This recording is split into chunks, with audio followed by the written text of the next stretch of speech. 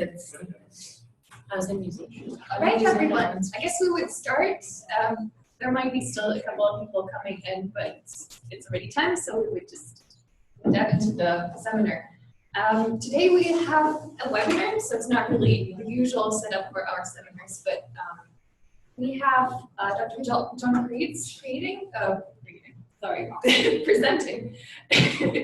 That's okay. Yeah, he's working at the Rocky Mountain Institute, and he's managing director who is in charge of research and collaboration activities across the research of the Rocky Mountains Institute. And so he did his PhD as a mechanical engineer at Berkeley, and the research was focused on environmental optimization of industrial systems. And then he worked in the industry and was a partner with McKinsey for 11 years and helped start the sustainability practice there. And now he's at Rocky Mountains Institute, and I guess we're all excited to hear what he would like to tell us about sustainability and management. Thank you again for being with us. Well, thank you so much for the invitation, Veronica. It's really a pleasure to talk to you all and share some of our thoughts from Rocky Mountain Institute, as well as kind of engage on what your questions are in the space. I know I just had a chat with Veronica and got a sense of what some of your research areas are. I'd love to make this a two-way exchange, and so I'm going to try and keep my remarks to about 40 minutes. And then hopefully we'll have 20 minutes of discussion afterwards. Just a little bit about the Rocky Mountain Institute. You all may not be familiar with us, but we've been around a while. We're about 35 years old at this point. We're about 150 full-time staff in 5 locations. So we've got our original location in Snowmass, or now Basalt, Colorado, up in the mountains where I'm talking to you from, and a second office in Colorado in Boulder. And then we're also in New York, Washington, and Beijing as well. We've got about a $30 million budget overall, with 80% of that really coming in from philanthropy of various forms. And we have an independent board with 18 trustees that are from the very senior captains of industry all the way through to international leaders. The president of Costa Rica is on our board. Todd Stern from the U.S., formerly of the State Department, on our board, and others. In terms of what is special about us, our goal is to drive the efficient and restorative use of resources. And we do that in ways that are heavily market driven. We believe that the market is the strongest and fastest, most dynamic way to drive change if we can engage it properly. We have a fierce independence. We're nonpartisan and nonprofit in the end. And we really believe strongly in both thinking and laying out visionary approaches, but then also doing. So we call ourselves a think and a do tank, where it's very important for us to put into practice many of our ideas and prove them out, test them, break them, rebuild them, and ultimately prove them successful in the end, so that they can be scaled and more broadly adopted by markets. We're founded by a visionary named Amory Lovins, whom I hope you're familiar with. But if you're not, he's been at the forefront of the clean energy revolution for about 45 years now. Really, in 1976, he wrote an article that appeared in Foreign Affairs outlining what he called soft energy paths, or how you could use energy efficiency and renewables to greatly mitigate the issues around the first oil crisis, and has really become a counselor to world leaders since that point in time. And he founded the Institute on the basis of whole systems design and whole systems thinking, which will very much be one of the topics that I talk about here today.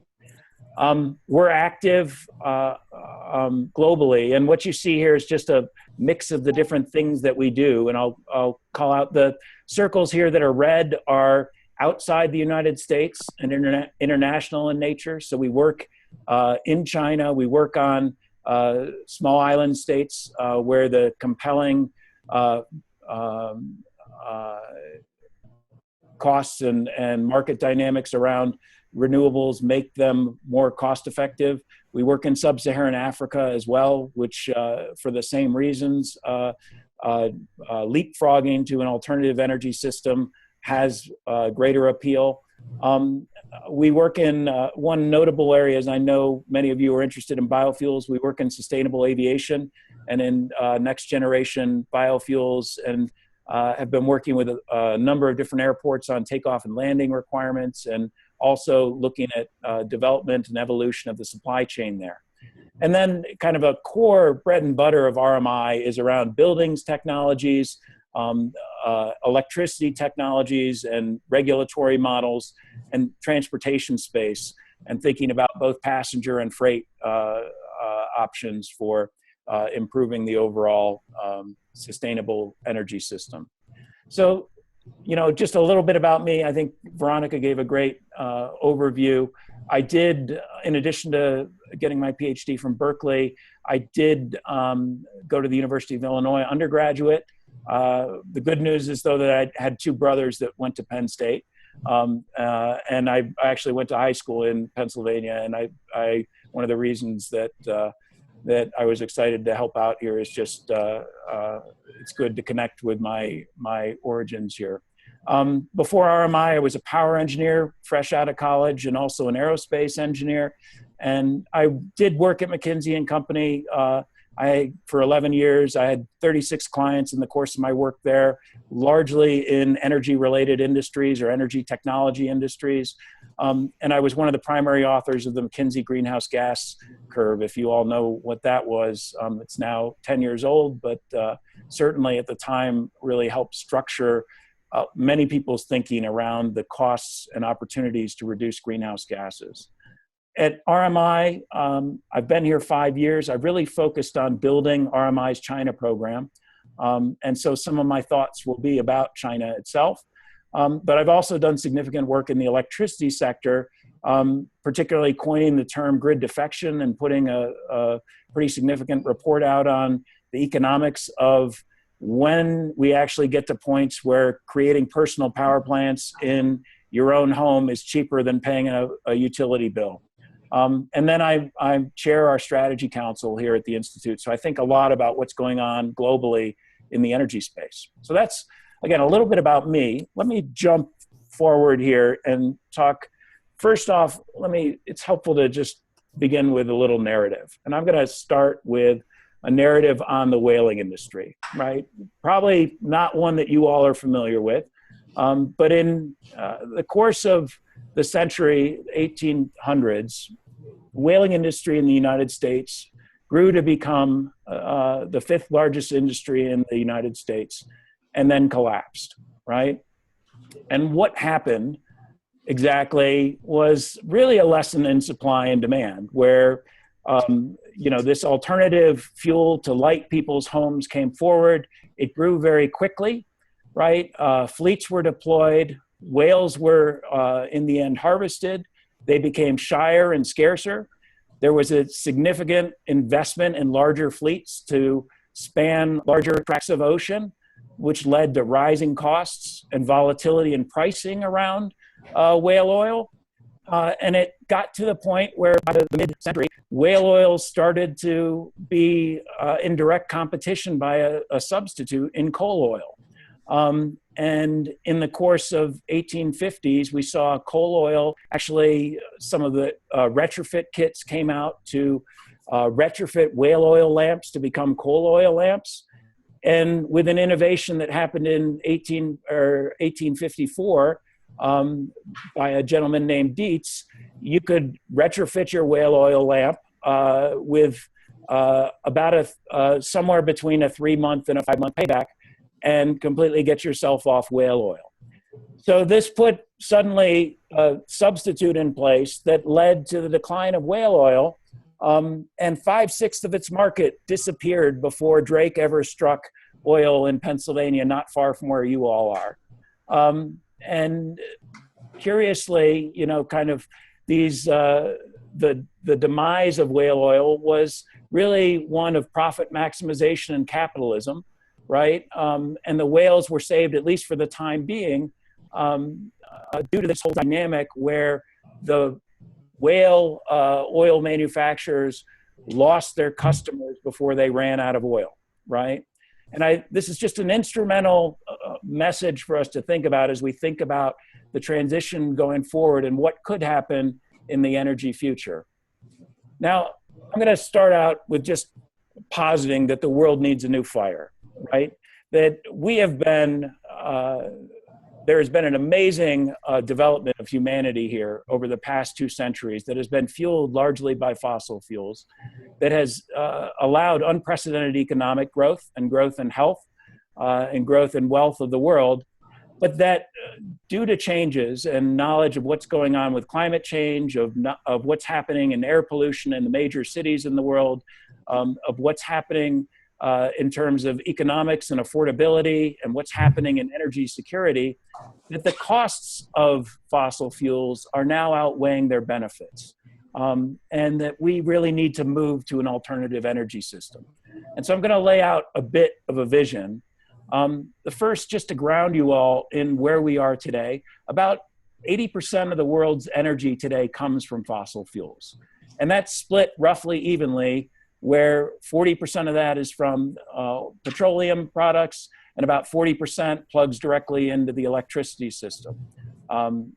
So if we take that then and we think about the end use, right, these systems are largely disconnected, where the petroleum system, particularly in the United States, about 3/4 of that goes toward transportation, right? And the electricity system in the United States, 3/4 of that goes towards buildings. The remainder in the United States goes to fuel factories and our production overall. Now in China, they have a bit of a misshapen economy, and I'm just going to mention that here because a number of my references will be to China. And China, 3/4 of its energy comes directly from coal for burning in power plants and for burning for heating. And only 10% of its energy is used for transportation right now. About 2/3 of its energy is used for directly for factories, which is massively misshapen, again, relative to the rest of the world. And about 1/4 of that energy is used for buildings, just to put that in context. And you know, think about that as we go through, particularly on different problems and challenges that we face here in the United States versus China, and then everyone in between.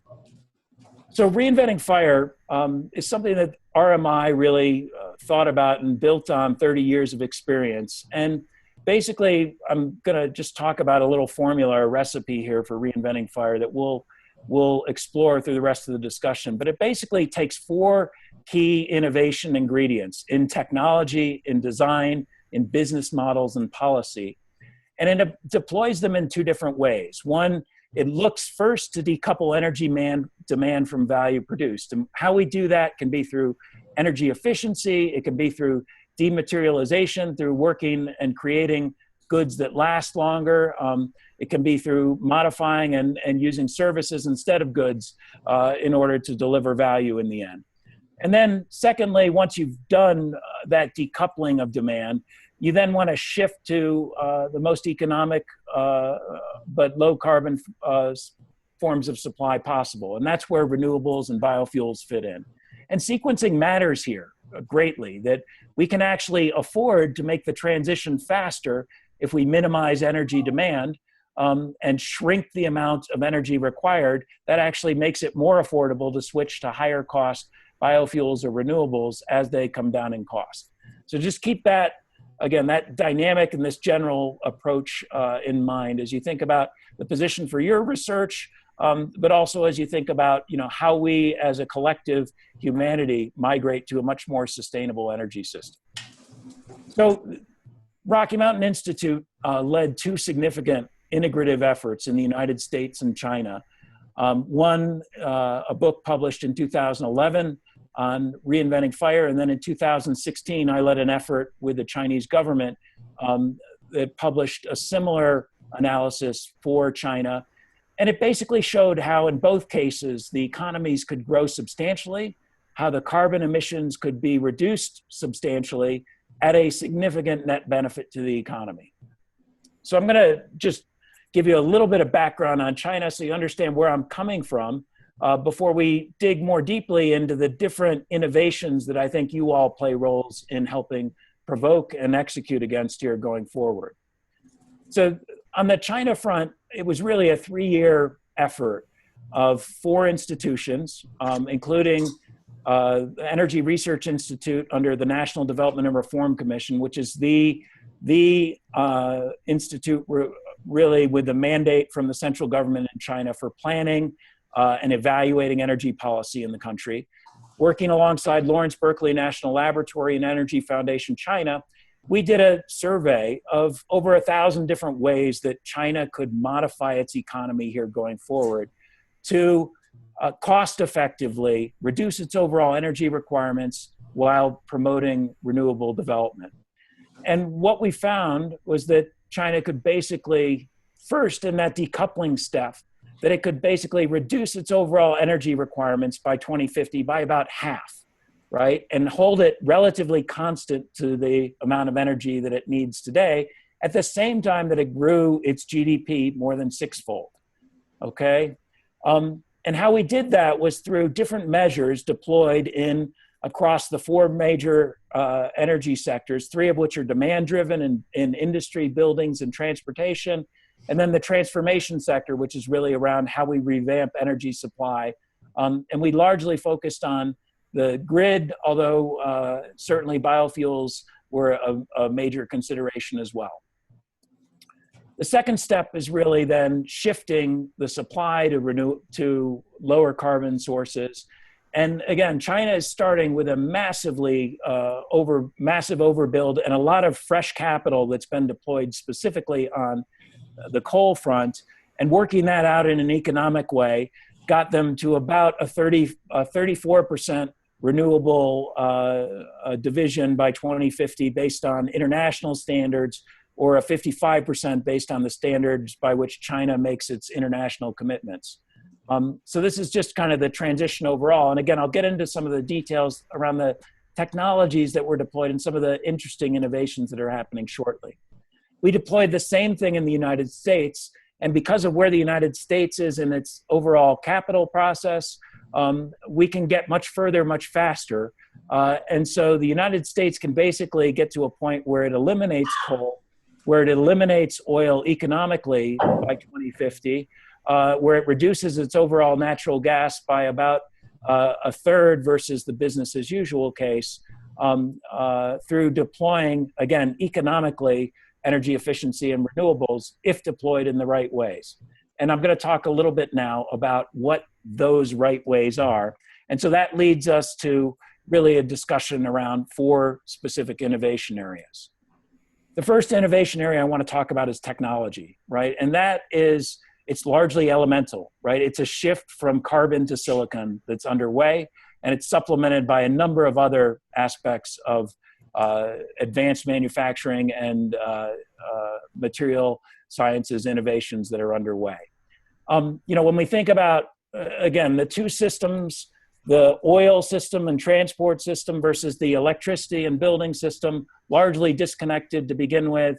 I'm going to focus first on the transportation system, where it's been dominated really for the last 100 years by a Victorian steel stamping process and forging process that, while it's improved in its overall efficiency, remains essentially unchanged from when Henry Ford really innovated the industry in the early 1900s.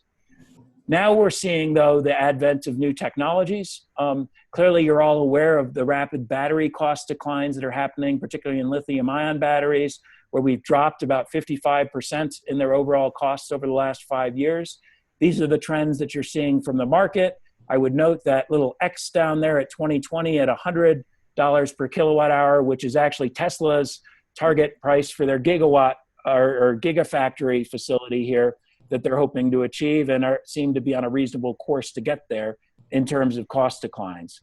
But those aren't the only cost declines that can drive, kind of effective reductions and innovations in technology. We have innovations around advanced materials and in lightweighting like carbon fiber. We have manufacturing innovations in terms of bondings and the ability to join and manage different types of materials that all allow you to get on not a single overall improvement curve, but 3 reinforcing reduction curves that allow you to get further, faster over time. And that allows us to move to an age where we get the equivalent of a hypercar, which Amory and the Institute had written about in the 1990s, where you have a dramatically lightweighted car where batteries become affordable because of the structural lightweighting that you get. And the first real market version of this is the BMW i3, which gets about 4 times the average gas mileage right now. And we can start talking about cars now that don't do 100,000 or 200,000 miles before they're retired, but instead do 1 million miles before they're retired with only minor system upgrades and changes. And that could fundamentally remake the auto industry, right? Certainly there are other technological advances that we think about and you all are familiar with.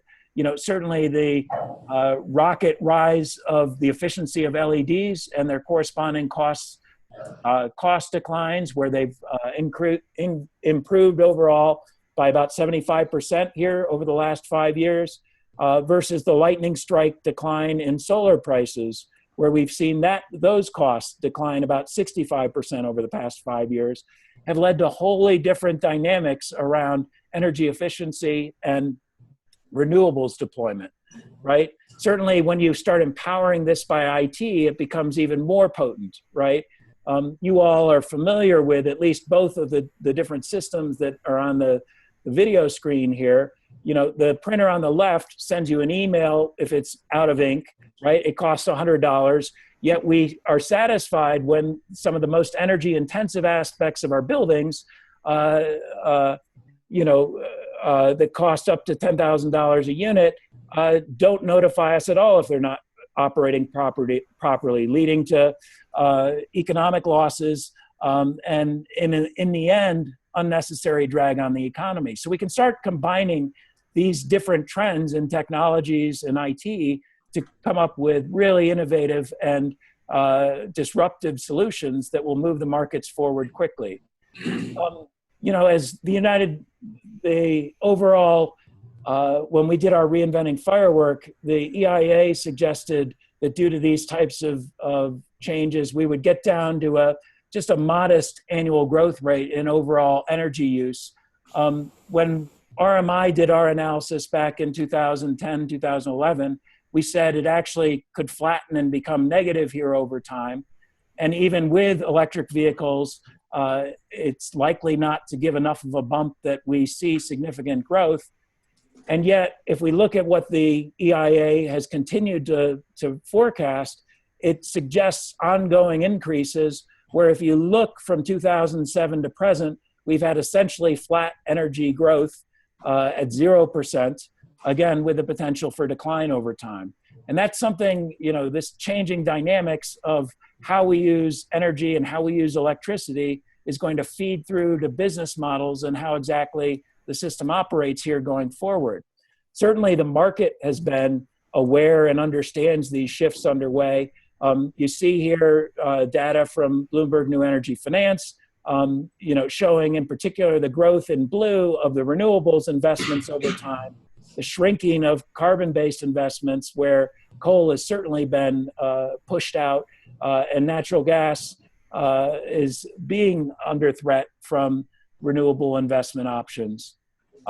This is overall leading to a value shift that we see around the electricity sector, where the cost of supplied electricity is really achieving diseconomies of scale, and the cost of distributed energy resources are achieving economies of scale, flip-flopping the whole regulatory model and pushing, a dynamic where small is becoming more profitable, and it makes more sense for us for the next generation of grid development to be distributed.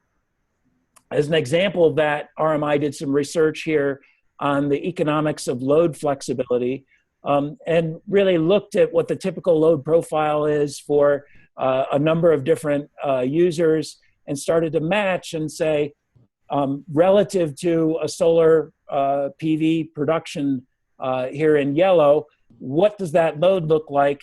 And when we start combining efficiency and demand response and automation, what could it look like? And you get to a point where roughly 80% of the load can be fit within the generation profile of a typical house within its solar PV exposure, meaning that a utility only has about 20% provisional requirements anymore going forward. Again, that's disruptive, and it is going to have significant impacts on both the opportunities in the market for the marketing of these types of goods and services, as well as what happens to utilities here going forward. So the second innovation area I want to talk about a bit is design, right? Which is where you start combining these technologies in creative ways and coming up with much better solutions. And certainly there are proven approaches within the industry sector to reduce overall electricity use. Motors are a great area to focus on. About 60% of the world's electricity use in industry is for motors, for pumps, fans, compressors, and such, right? There are 35 ways that we know that you can deploy that would actually save that 50% of the energy that's used in those motors, right? But we can get even bigger savings if we start working backward into the systems that they're driving themselves. And instead of, in the standard case of using long, thin, crooked pipes, switching to short, fat, smooth bended pipes, right, we can overall reduce the amount of energy that's required in the first place. So this pumping system in Shanghai actually reduced its overall system electricity requirements by 86%. And that 86% reduction actually saves 5 times that amount back in terms of overall fossil fuels required due to the electricity losses in generation and conversion along the way. So that's a hugely powerful and multiplicative value in savings that you can achieve. But it's not just industry, right? It's also in how we design buildings. The second largest area really globally for us to crack. This is just a schematic of some of the technologies that went into the building that I'm talking to you from our innovation center in Basalt, Colorado, which is not just carbon neutral. It's actually a restorative building.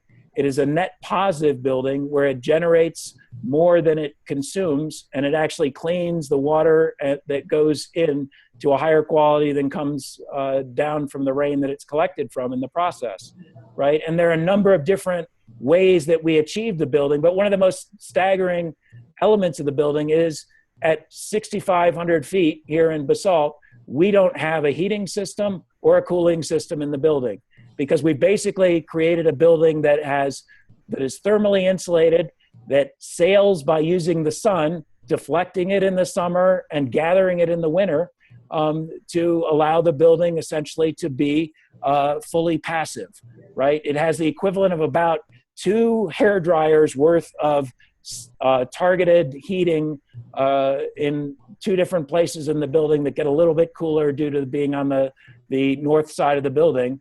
But other than that, everything is passive design. So it's a pretty staggering, kind of application of design. And what it wound up doing is overall reducing, through the process of this integrative design, reducing our overall energy consumption by about 75% against a typical building, at a payback that's about 3 years over a typical LEED Silver certification.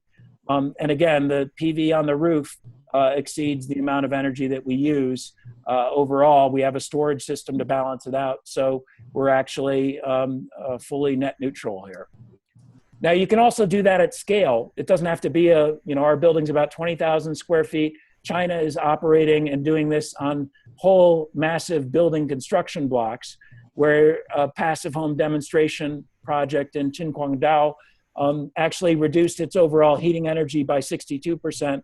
And because of the improved thermal insulation and reductions in air leakage in the building, it actually has lower PM 2.5 levels by tenfold versus surrounding buildings which is a huge health benefit to folks in areas of the country there that are really choking on the smog. You can do the same thing with retrofits of buildings as well. We did that with the Empire State Building back in 2009 with the owner investor there. We did a retrofit where we actually converted and converted the building into to have 6,500 super windows that were highly insulative, put in a radiative barrier, put in the largest, at that time, wireless control system in the world, in order to get essentially a 3-year payback on a retrofit of the building that repositioned it as a LEED Gold building and allowed the investor in the end to also gain higher rents in the process. So we know, similar to the design elements that I mentioned around the BMW i3, we can similarly use different technologies, whether they be in terms of aerodynamics, in terms of transmission control, in terms of caravanning, to get 2 to 3 times the efficiency out of trucks and planes.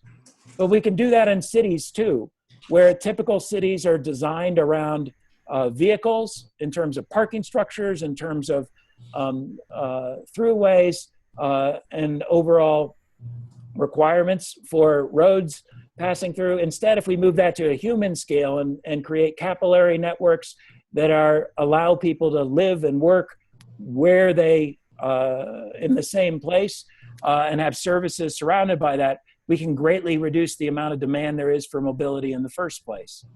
Certainly, China has huge congestion issues. This is a traffic jam that took literally 12 days to unsnarl.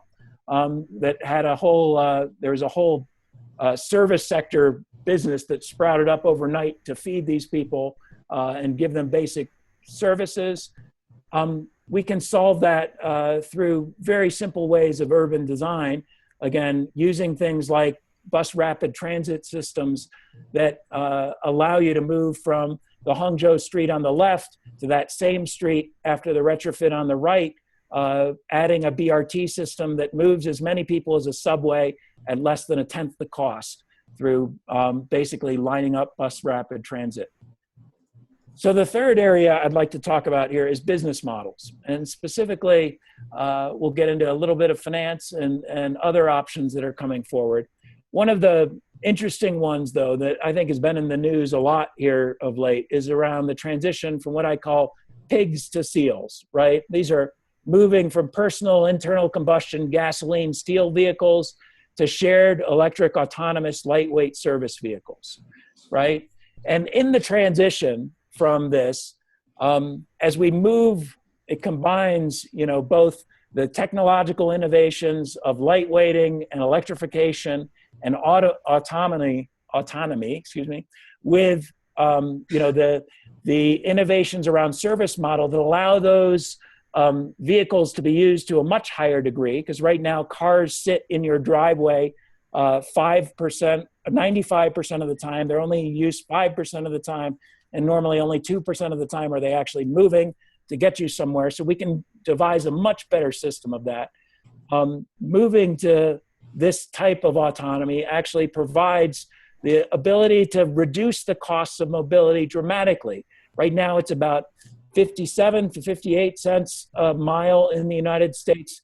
Leveraging the combined technology and business model changes, you can actually get to a point where we're down to roughly 10 to 15 cents, so less than a quarter of the overall price.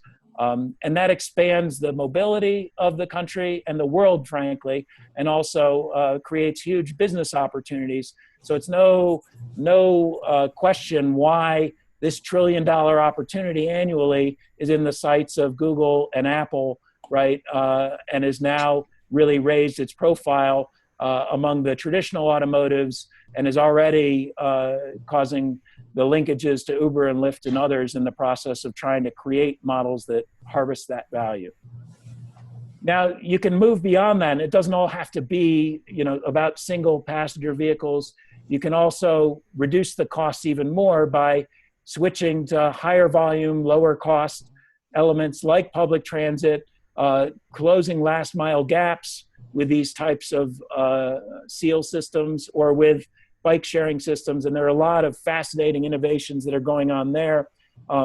There's certainly, I get excited about two companies that I've seen in China called Mobike and Ofo, which now allow you to basically scan a bike on your smartphone to charge it out at about 30 cents an hour, and you can leave it wherever you want. It has automatic locking systems that track where it is, and you can book it and reserve it for your next trip on your phone. So it's fully automated, and just fascinating models that are emerging there that are not only convenient, they're and innovative, they're also downright chic, right? On the electricity side and the building side, we see all sorts of IT-driven approaches to new business models, whether it be in demand response from Nest and O-Power and Bidgely that have all come forward and are finding ways to drive down overall usage, make profits through technologies or through just human behavior. An interesting way that we've seen business models evolve as well is in the growth of corporate renewables. You know, I pointed to that Bloomberg New Energy Finance slide earlier that showed the growth in renewables. Half of those renewables have been driven not by utility purchases, but instead by corporate purchases of renewables directly, because they can buy electricity cheaper than their utility by contracting directly on new renewables development. One of the things RMI has helped do over the past 4 years is build what's called the Business Renewables Center, which has really taken a handful of companies and moved from a place where really only Google had the sophistication to know how to contract for these very complex entities around long-term contracts for renewables in a market that is volatile and where drivers are unknown, to the point where we now have over 170 companies that are contracting dynamically in a market that's been created, that are being coached and using tools that we've developed to help drive this market forward and allow them to get lower cost services at the same time that they get more reliable services that are aligned with their corporate values around being good for the environment and good for the customer. So another area of innovation that's particularly interesting is on business models, is in finance. And I'm just going to call out an interesting example that we've done here recently in Pittsburgh with a steel mill that's being retrofit into an industrial park. And it's called Almono. It's really interesting because it's the first large-scale pioneered zero net carbon district in the United States. And we've built an innovative finance model around it. And how we did that was we started by first identifying what's the minimum or the maximum amount of renewable energy that the site was capable of actually producing. And then we looked at, based on a typical building, how could we drive the energy load down enough to meet that need, and what options were available. What came out of that then were a set of new investment opportunities that allowed basically the additional cost of a zero net carbon building and a zero net carbon district to be driven down and financed by investors who provide investment capital, which incidentally is given to a development that actually has a greater sale potential. And those returns are ultimately financed by the tenants' payments over time through a micro-utility setup, where that micro-utility actually bundles the costs of the efficiency and renewables costs into a vehicle that basically is paid for over time by the tenant. And if you do this in structure at the time that the development happens, that micro-utility actually has a profile that looks a lot like a normal utility, where you invest up front and you make returns over time. And this is the perfect type of investment for large-scale investors that are looking for long, secure, low-carbon, or socially acceptable investments. And you can start packaging these for these investors into securitized packages that you can then sell to different types of retirement funds, et cetera, and make a large-scale business out of it. And that's what RMI is working on now. So the fourth innovation area is really around policy. And I'm not going to go too much into detail. We've got obviously a little bit of a political challenge right now between these two pictures in two different geographies right now. And maybe we'll get into that, some of that in the Q&A. But certainly, you know, the Paris Accord and what it's done is at least 190 or maybe now 189, depending on what happens in our country, of the countries in the world are committed to moving very dramatically off fossil fuels and have committed to a system of checking on each other and of setting aspirational targets and keeping track of how they're doing against delivering on those targets. And that's led to many innovations and practices at the national level in policy that will be are being talked about or being practiced here in the United States. We certainly have had you know, elements of green building design, elements of our CAFE standards, elements of the HFC agreements, and elements of the Clean Power Plan that have all come forward as a result of negotiations that have fit around this lead up to Paris. And I neglected to say early on when I talked about Reinventing Fire China and our work there, but that was we were directly involved in the negotiations between President Xi and President Obama in the discussions, and our fact bases were used for helping to navigate some of their discussions that led up to this Paris Agreement in the end.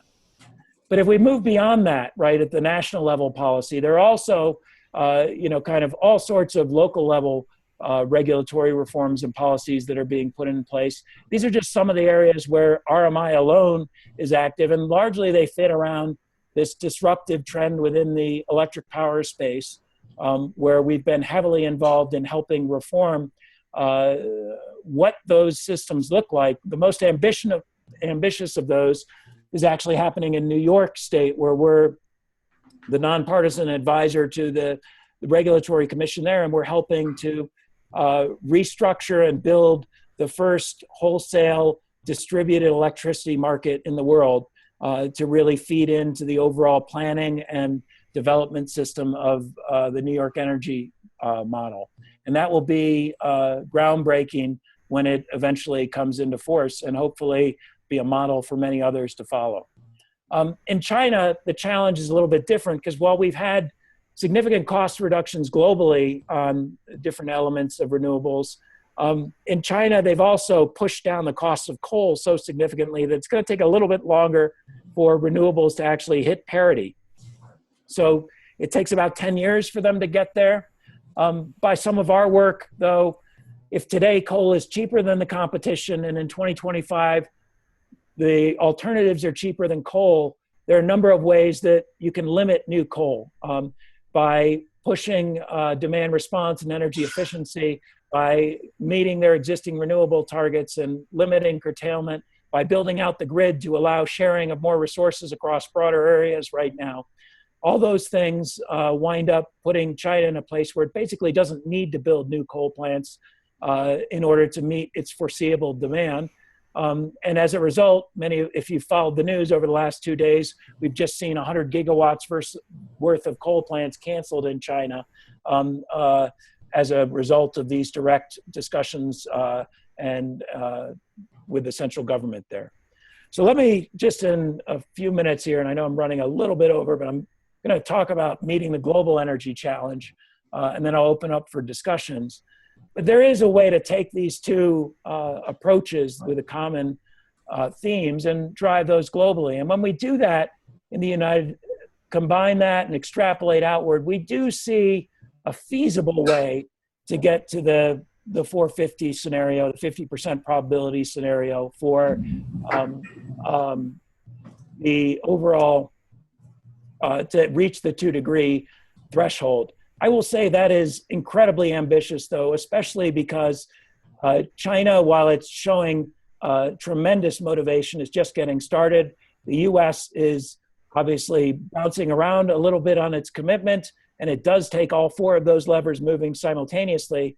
But it's the rest of the world where traction is slow that I think would really be required for a massive scale up very quickly that we would need to do to get there. And certainly the first level of NDCs suggest that we're not on track to get to that level, and even accelerating with the Reinventing Fire approaches,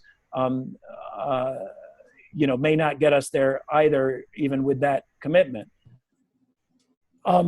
Let me just say, though, on the other hand, there's cause for some positive thoughts here as well, and that is in the pace of disruption. And these are two different snapshots here of the Easter parade on Fifth Avenue in New York between 1900 and 1913. And you see that in that time frame, we went from being a society that was dominated by horse-drawn mobility to one that was dominated by vehicular mobility. And we could see the same thing happen in disruptions across the space, from the electricity sector and the building space and efficiency in biofuels that you all are driving here, in the same degree of pace and the same degree of scale. And one of the rules of thumb of the big oil companies is that no more than 1% of the capital can turn over at one time. And that was historically how they thought about it, and led to very conservative transition scenarios. I will say that at least one of the big oil companies that RMI is working with is thinking much differently about that now, and has disruptive scenarios that are now moving at far more than 1% capacity turnover, due to the realization that the economics are so compelling. Which is kind of a story for the transition of the paradigm shift here in energy, is that energy for a long time here has been really focused on the fact that price has to exceed cost. And it's been largely a cost-based story, right? But we're moving into a paradigm here where you've got to fundamentally make sure that value exceeds the price as well. And some of the disruption that's coming in, people drive Teslas because it's more fun. It gives them a better experience, right? If you can build a building that is more resilient and ensures that your corporate headquarters never has an issue around its power supply or the cleanliness of its input air or fuel, corporations, individuals are going to make that choice. And we may, in the same way, run out of the need for fossil fuels before we run out of their actual supply. So let me return back to where I started and talk about this last little bit of fossil fuels that is still used for lighting. There's still about a $38 billion market out there that's used for lighting. It's about 1.2 billion people that still are dependent upon kerosene to see at night, right? Unfortunately, those people pay 200 times more for their lighting than you or I do. They pay for that. It costs them essentially a month's worth of their income to pay for that lighting. Thankfully, when we start integrating in these solutions, you can create individual handheld devices like the Waka Waka that's pictured in the right-hand side here, that can be financed and pay back for themselves in 3 months, and allow individuals from that day onward to have free light, free access to education, to doing things at night that are productive, that allows further disrupting, again, the dependence upon fossil, and ensuring that over time a migration toward a cleaner, more sustainable future is possible. So I encourage you all to think about the ways that your research, the way that your study, the way that your engagement helps migrate and fulfill our global transition. I'll say that there's a lot happening right now. There's a lot scaling very quickly, and there should be great cause for optimism. So with that, let me just say thank you. I'll stop there and open it up for questions.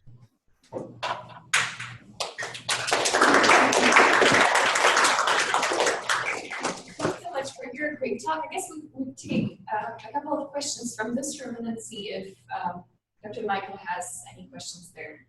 So I guess I would just start with a question that I had. So you had very,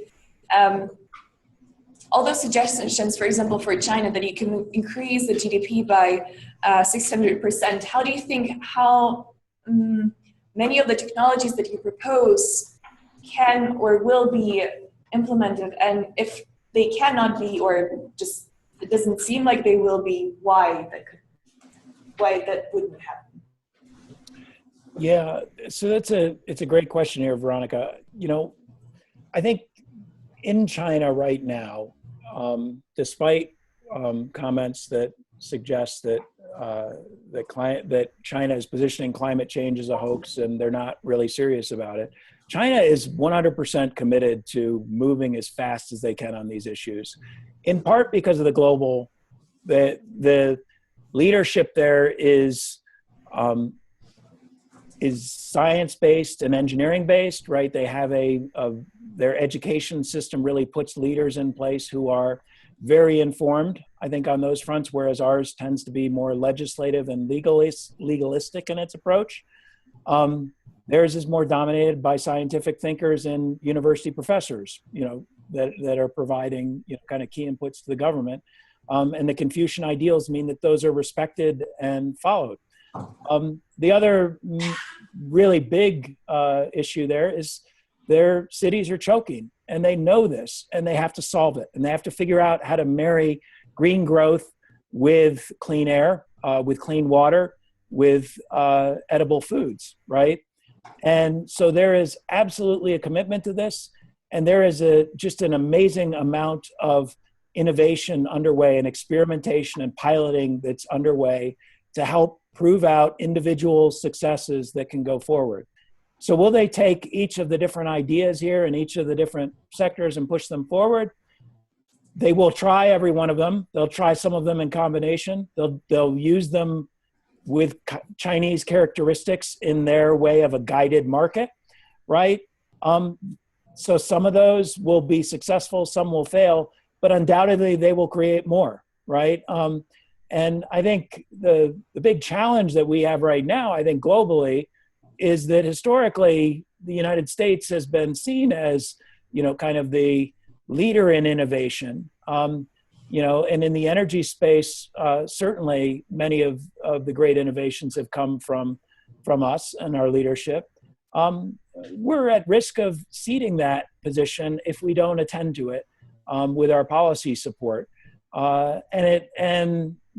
While many of these technologies are becoming clearly economic today, it will still take time for them to disseminate into the market. And we really have to be looking at where, kind of where the market's going, and anticipate more of that and create a business environment that's conducive to supporting that if we want to provide solutions for, ourselves, for China, for the rest of the world that are dynamic in this, definitely shifting global economy. Thank you. I'm just welcoming other questions. Also a question to Dr. Michael that is in the other classroom, if he's still there. Veronica, can you hear us? Yes, you're coming through. Great, Judd. We have one question. We'll see if you can hear him. Good afternoon. Once again, my name is Bisola Taiwo, and I actually had two questions for you. I hope you can actually hear me properly. Yes, I can hear you fine. Thanks. So the first question will be, so the Republicans are notorious for being very anti-environment, per se. And polemically or politically, what are some of the things or the challenges you begin to see, and how are you going to be able to convert or change their mindsets from being somewhat anti-environment and become progressive in a way to become sustainable for America? And my second question would be, so I'm originally from Nigeria, and right now, for the last 18 months, they've been going through a recession, essentially. So for a country like that, their dependence is on oil and the cost of oil, or the price. How do you predict a country like that, or other countries that actually fundamentally depend on oil for their resources or their revenue generation? how do you predict how they're going to be able to convert or transform their economies without sending people into poverty in the country? Yeah, so those are two great questions, right? And I think they're both, the answer to both are heavily related, right? The way, fundamentally, this is a huge business opportunity. I started out by saying RMI is a business-focused NGO, right? We think of ourselves as really working with and recognize the power of the markets to drive things forward. And what we see here is a tremendous profitable opportunity to meet in an uncompromising way the needs of energy for the United States, for Nigeria, for China, for India, for every country in the world, in a way that actually is sustainable environmentally and at the same time is sustainable economically. And if it's not sustainable economically, then we have a problem, right? So we're actually at a point right now where the cost effectiveness and the competitiveness of solar and wind beats out its alternatives, right? Which is great. We're at a position right now where, electric vehicles are becoming cost competitive against petroleum powered ones, right? And there's still going to be some development and time it takes and time for dissemination of the technologies, right? But so the key here for Republicans, and we work with many Republicans at the same time we work with many Democrats, but the Republicans that we work with get the notion that this is a huge profit opportunity, right? And they are actively trying to figure out how to pull the rest of their party to realize the size and scale of where the country and where business needs to go to capitalize on it.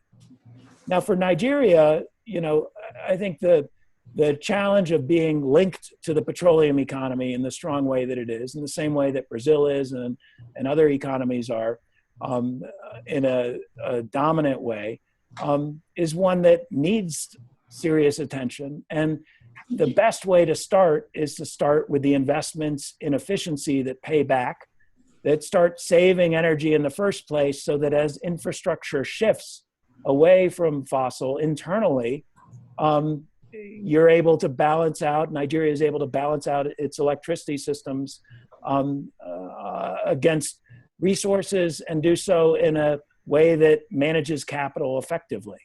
But there is a migration path that has to happen there, because it's likely, again, that we're going to run out of a need for oil before we run out of oil.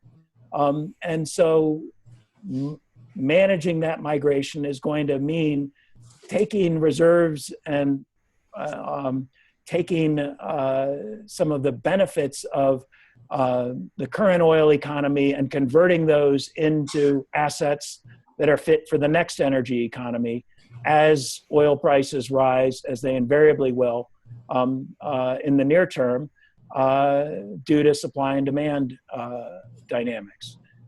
We've worked a lot in sub-Saharan Africa. We've been, in particular, we started with Rwanda and have been engaged with them for several years now.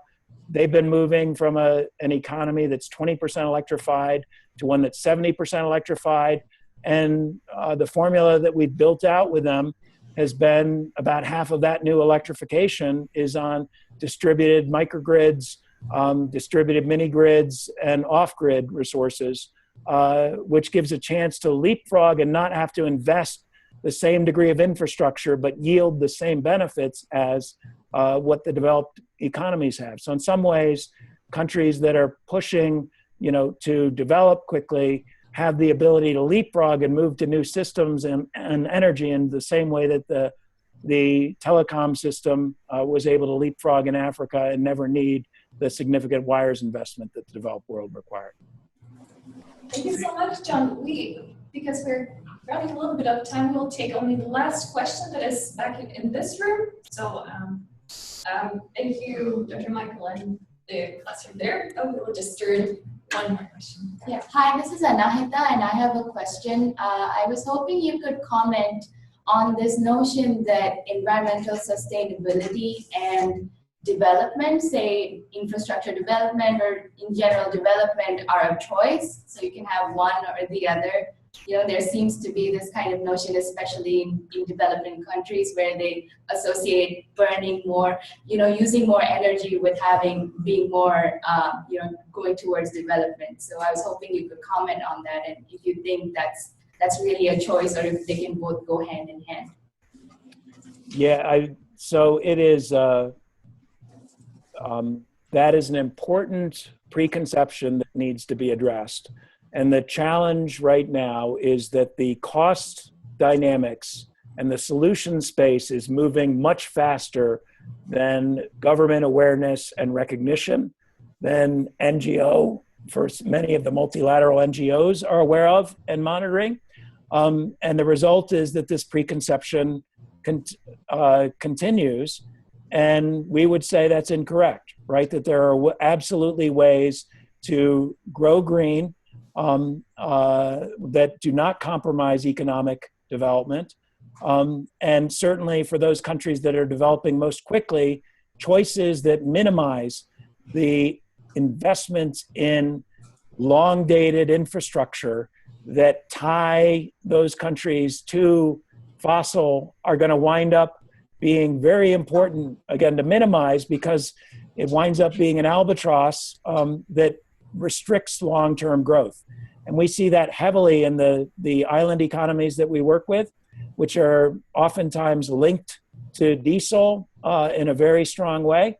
And investments continue in diesel, where we can substitute at a much lower cost renewables today, but because of long-term contracts and because of long-dated investments in pipelines or infrastructure, there's a reluctance and resistance, and it winds up being a net burden financially on those economies. And they either have to declare bankruptcy internationally in order to get out, or they have to stomach escalating energy costs or volatile energy costs over time with limited means to transition to new and better solutions. And what I would say is it's time for us all to get out there and make sure everyone knows and understands the economics and understands that this is not a choice. And in fact, the incorrect choice is building economies that are linked to fossil-based fuels that unnecessarily burden the current and the future generations with stranded capital and environmental degradation that doesn't need to happen, right? So thank you very much. I know we're at time here, but I appreciate your attention. And Veronica, if there are any other questions that come up, by all means, feel free to shout out, and I'm happy to engage offline by emails or otherwise. Yeah, thank you so much for being with us. Just for those that are present online, this webinar was recorded, so if you want to revisit some parts, you will be able to. Thank you so much again for everyone attending. Great. Thank you all, and good luck. Bye.